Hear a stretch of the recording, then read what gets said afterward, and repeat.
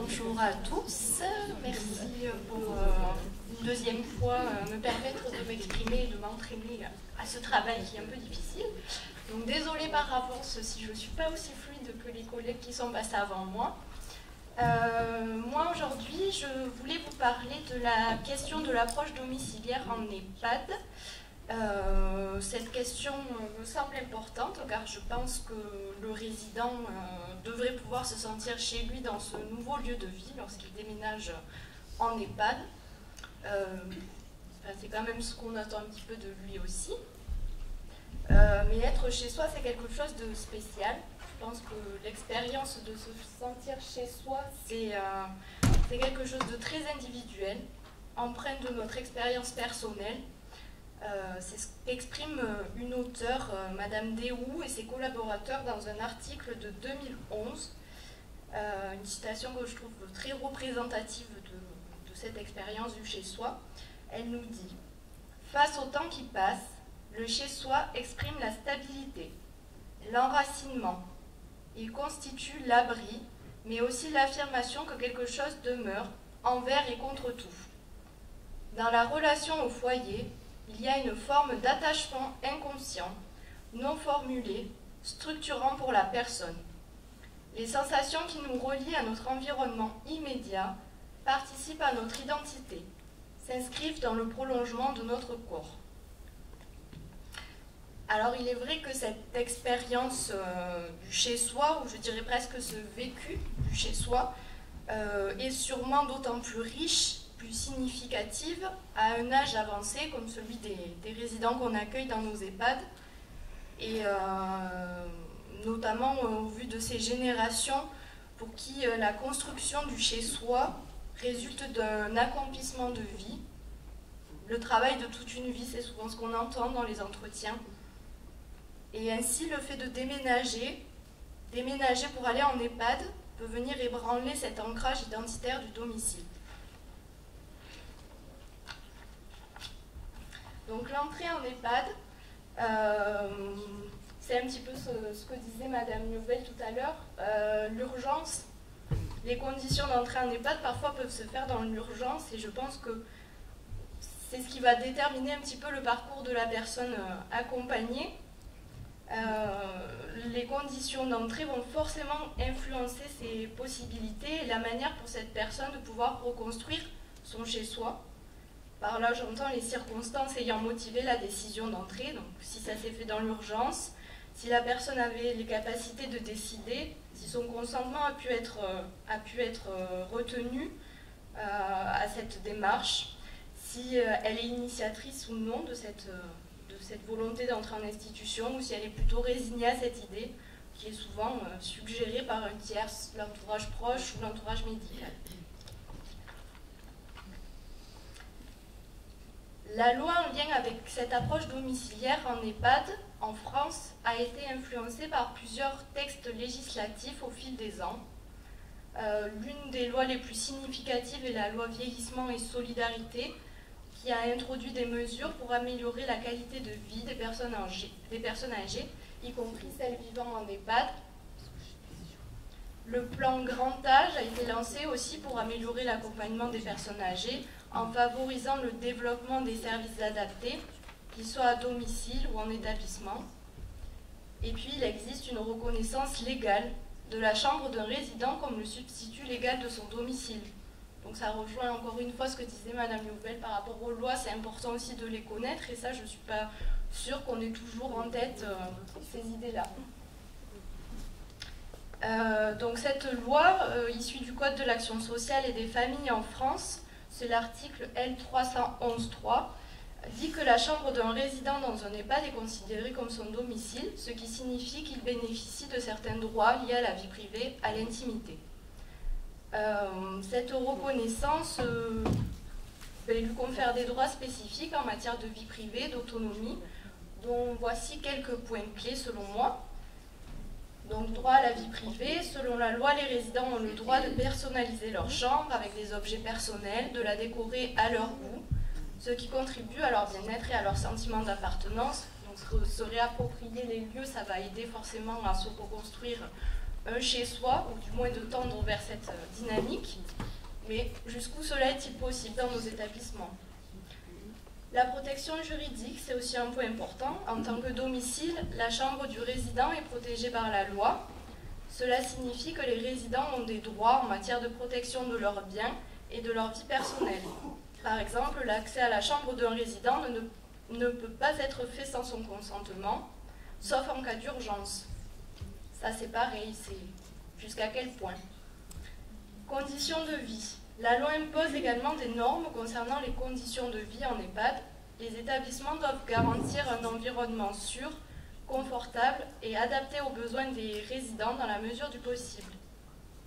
Et l'autonomie, la reconnaissance de la chambre comme domicile légal est également liée à la promotion de l'autonomie des résidents. Cela signifie que les EHPAD doivent respecter le choix et les préférences des résidents dans la mesure du possible. En résumé, la chambre d'un résident en EHPAD est plus qu'un simple lieu de séjour. Elle est considérée comme un domicile, ce qui lui confère des droits importants en matière de vie privée, de sécurité et d'autonomie. Entre vie privée du domicile et sécurité, la limite est difficile à définir, un creux pouvant laisser place à beaucoup de thématiques et questionnements éthiques et moraux. Bien que la législation vise à protéger les droits des résidents et à garantir leur bien-être, la mise en œuvre de ces normes peut être compliquée par plusieurs facteurs. Encore une fois, on rejoint ce questionnement de l'individualité de chaque résident, comment dans un établissement institutionnel qui regroupe un certain nombre de personnes, on peut individualiser chaque accompagnement au plus près. Le chez-soi de l'un ne sera pas le chez-soi de l'autre. Donc il y a toujours des limites. Ces limites sont aussi au niveau de la pression administrative. Les directeurs d'EHPAD doivent naviguer entre les exigences légales, les normes de sécurité et les ressources limitées. Cela peut conduire à des situations où la marge de manœuvre et le droit à l'erreur sont très restreints. Il reste humain de vouloir privilégier la sécurité devant une telle responsabilité, quitte à parfois la privilégier au détriment des droits des résidents. Cela paraît peut-être redondant, mais il est aussi important de rappeler que les ressources financières et humaines des institutions comme les EHPAD restent souvent insuffisantes, mettant un frein au développement de la qualité des soins individualisés, et cela venant directement impacter les possibilités de répondre aux divers souhaits des résidents dans leur individualité. J'ai mis CFPAP, pour ceux qui étaient là l'année dernière. Ensuite, il y a aussi la culture organisationnelle. La manière dont les EHPAD sont gérés est aussi propre à chaque culture organisationnelle. La culture qui y règne peut influencer l'application aussi des droits des résidents. Dans certains cas, une approche plus institutionnelle peut prévaloir, laissant peut-être moins de place à l'autonomie et à la personnalisation des soins, pour laisser place peut-être à d'autres choses très positives aussi. La formation et la sensibilisation, donc pour reprendre le point, il est important et primordial que le personnel soit formé non seulement aux aspects techniques des soins ou de ce qu'invoque leur métier, mais aussi à ces droits fondamentaux des résidents et à l'importance de leurs valeurs, les connaître et les rappeler. Une sensibilisation qui peut être insuffisante pourrait mener à des pratiques qui ne respecteraient pas pleinement le droit des personnes âgées. En somme, bien que la théorie établisse des normes et des protections importantes, la réalité du terrain peut être différente en raison des différents défis. Il est essentiel de continuer à travailler pour améliorer les conditions dans les EHPAD et s'assurer que les droits des résidents sont respectés dans la pratique. L'approche domiciliaire en EHPAD vient effectivement soulever différentes thématiques éthiques, comme celle de la dignité et de l'autonomie des résidents.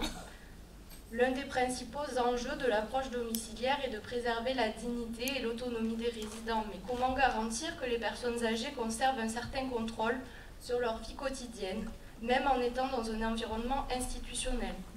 Il est important de discuter des moyens de favoriser l'autonomie tout en respectant les besoins de sécurité et de santé. La personnalisation des soins. L'approche domiciliaire implique souvent une personnalisation des soins qui prend en compte les préférences et les habitudes de vie des résidents. Quels sont les défis liés à la mise en œuvre de cette personnalisation dans un cadre souvent rigide? Il serait intéressant d'explorer comment les EHPAD peuvent adapter leurs pratiques pour mieux répondre aux besoins individuels. Équilibre entre sécurité et liberté, c'est ce qu'on disait tout à l'heure. Les directeurs d'EHPAD doivent jongler entre les exigences de sécurité, les normes légales et le souhait des résidents de mener une vie aussi indépendante que possible. Comment trouver cet équilibre sans compromettre la sécurité des résidents? Cette question éthique me paraît cruciale et méritait une réflexion approfondie. L'implication du personnel, l'approche domiciliaire peut également avoir des répercussions sur le personnel. Comment les équipes peuvent-elles être formées et soutenues pour adopter cette approche tout en évitant le burn-out et en maintenant un haut niveau de soins? Parce qu'on leur en demande toujours beaucoup. La formation continue et le soutien psy sont des éléments qui peuvent être à considérer. Et enfin, le rôle de la famille et de la communauté. Semble important de réfléchir au rôle des familles et des communautés dans cette approche. Comment impliquer les proches dans le processus de soins et de décision? La collaboration entre les familles, le personnel et les résidents peut enrichir l'expérience de vie en EHPAD. Ça vient encore une fois faire le lien avec la présentation sur les projets d'accompagnement personnalisé qu'on avait fait l'année dernière. Travailler tous ensemble autour de l'accompagnement du résident, qui est au centre, mais qui fait aussi partie finalement de l'équipe, comme Madame Le Pen le disait tout à l'heure. Merci beaucoup.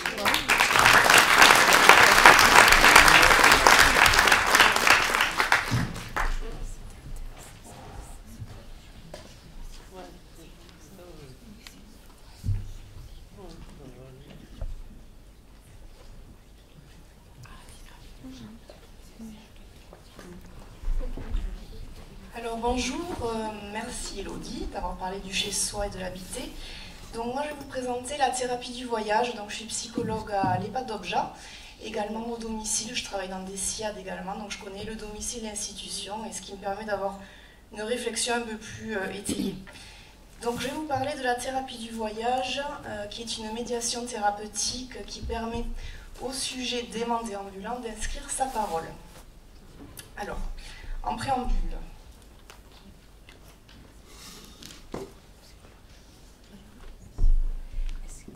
qu'est-ce qu'habiter? Qu'est-ce qu'habiter? Qu'est-ce qu'un chez-soi? Donc, selon Bernard Salignan, qui est un philosophe, finalement, la question de l'habiter touche à l'intimité, parce qu'il n'y a pas de représentation figurale ou verbale du chez-soi, parce qu'il n'y a pas de mots ni d'image pour définir l'intime de l'homme. Habiter, c'est d'abord être habité. Retrouver sa maison, c'est d'abord se retrouver soi-même, et habiter ce lieu, c'est tout autant être habité par lui. Donc la question de l'habitation va au-delà de la simple question du logement.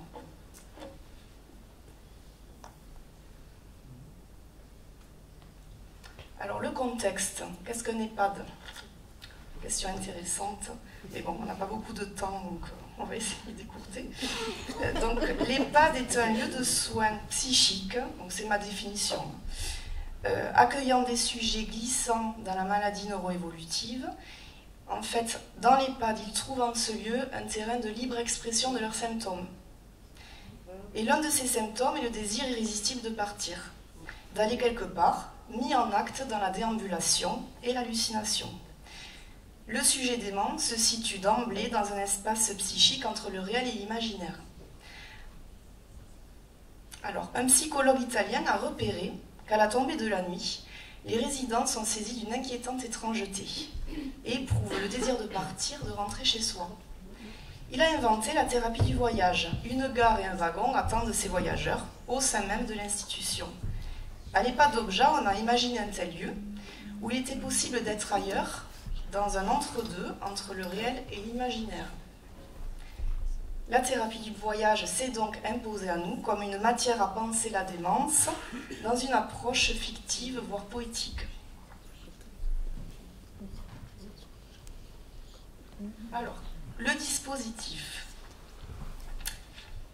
Pour qui? Donc, la thérapie du voyage est proposée au sujet se situant d'emblée dans l'idée de partir ou avec le projet d'aller voyager. Mais il faut qu'il y ait une accroche à la réalité du train. Il faut qu'il y ait cette accroche à la réalité pour que cela fonctionne. Quand? Eh bien, au moment opportun, quand le sujet s'inscrit dans une attente. Comment ça se passe? Il y a plusieurs temps. Il y a le temps de l'invitation, donc on dit aux résidents, on y va prendre le train. Le temps de l'attente du train signifié par le tableau d'affichage. Le temps du voyage, car nous faisons un voyage réel entre Brive et Objat.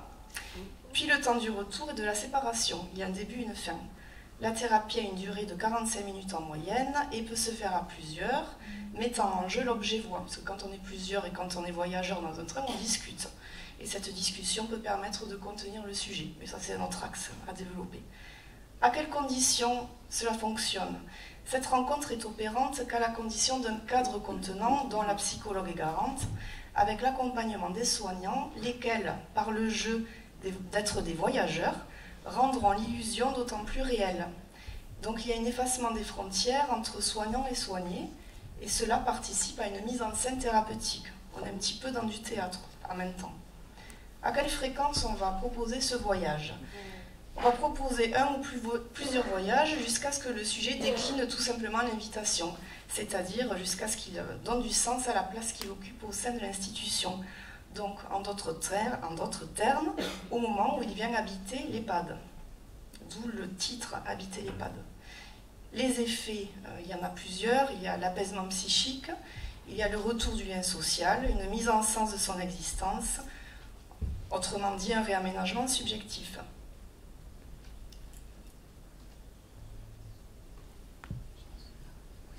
Une petite vidéo pour vous présenter rapidement le train. Nous n'allons pas faire 28 minutes de voyage parce que là, ça va le faire. Mais pour vous donner une petite idée.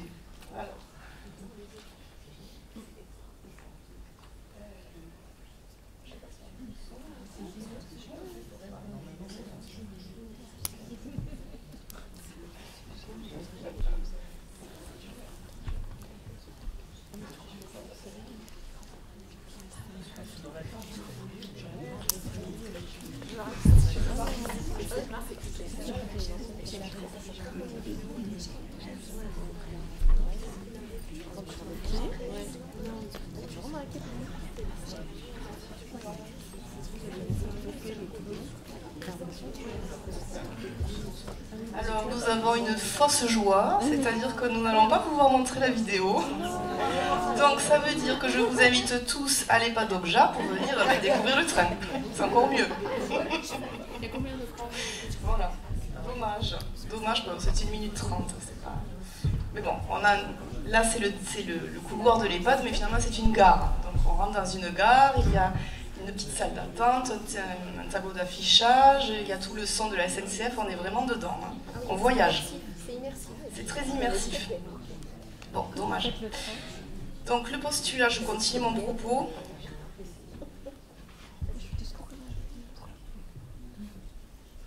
Le postulat que je peux faire après 3 ans de voyage à l'EHPAD est le suivant.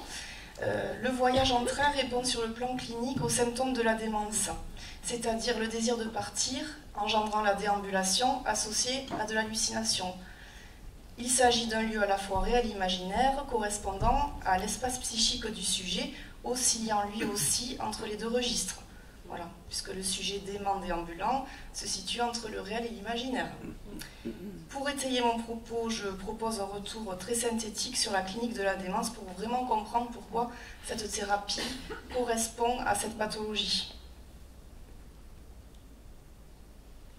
Alors, dans la démence, on a cette déambulation qui est hors sens.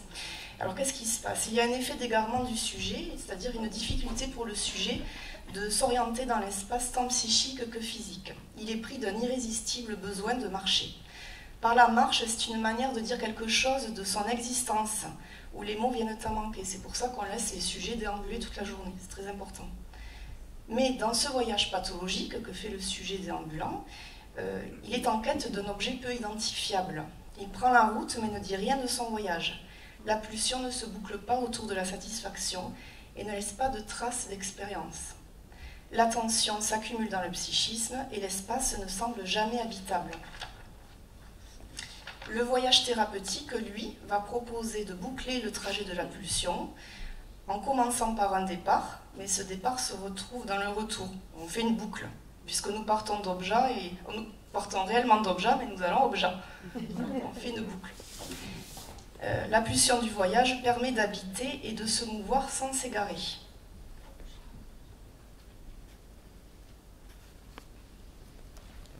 Un autre élément phénoménologique dans la démence est celui de l'hallucination.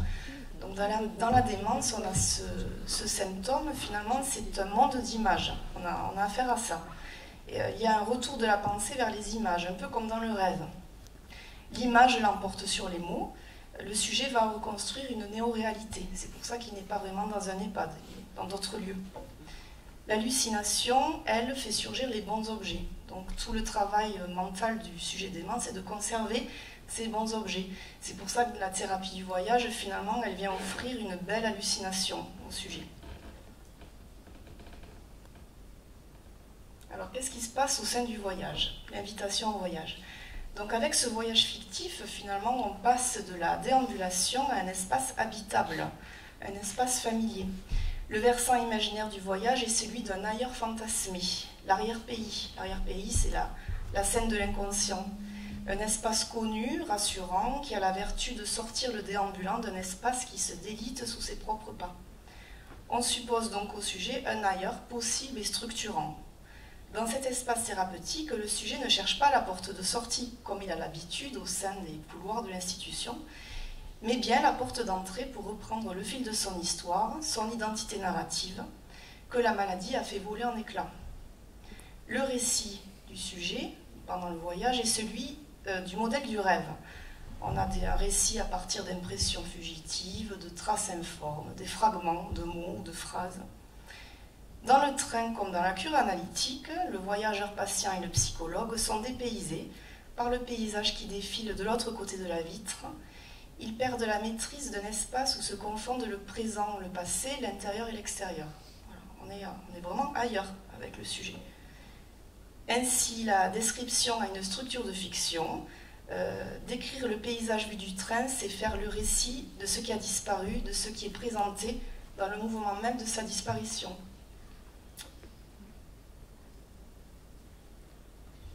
Alors, en conclusion, finalement, l'illusoire, puisque nous voyageons pour de faux ou pour de vrai, on est entre deux, l'illusoire joue finalement un rôle thérapeutique dans le soin apporté au sujet dément. C'est-à-dire que le comme si, le presque vrai, le semblant, qu'on peut retrouver dans d'autres médiations thérapeutiques comme les poupées d'empathie, les chats robots, etc., c'est un levier thérapeutique pour accompagner les sujets déments. Par cette ère intermédiaire entre l'imaginaire et le réel, le sujet retrouve une consistance subjective.